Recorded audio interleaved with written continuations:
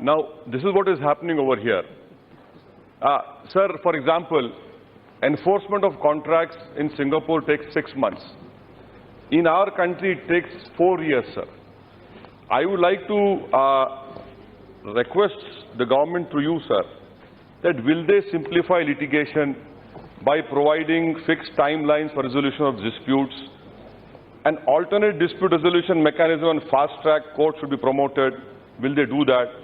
No, will they create a cadre of contract practitioners who will play an important role in dispute resolution in tribunals, commercial courts, limit adjournments, introduce pre-trial conferences as part of case management techniques for commercial courts? And mediation is very important. Will they introduce financial incentives for parties in commercial cases to attempt mediation? And sir, for lower judiciary, I'm quoting from the Economic Survey 2017-18. The Economic Survey recommended for smooth contract enforcement, it will be necessary to build capacity in lower judiciary to deal with economic and commercial cases. This may be done through training of judges and digitization of judiciary. The Economic Survey of 17-18 also recommended injunction and stays. Reliance on injunctions and stays should be reduced. Courts may consider prioritizing state cases, impose stricter timelines for deciding cases of temporary injunction. So what we have now is that if the judiciary is overloaded, we have created NCLT, NCLAT, and then we have Consumer Dispute Forum for Telecom, TDSAT, so what happens is that once a decision is given, still appeal is there.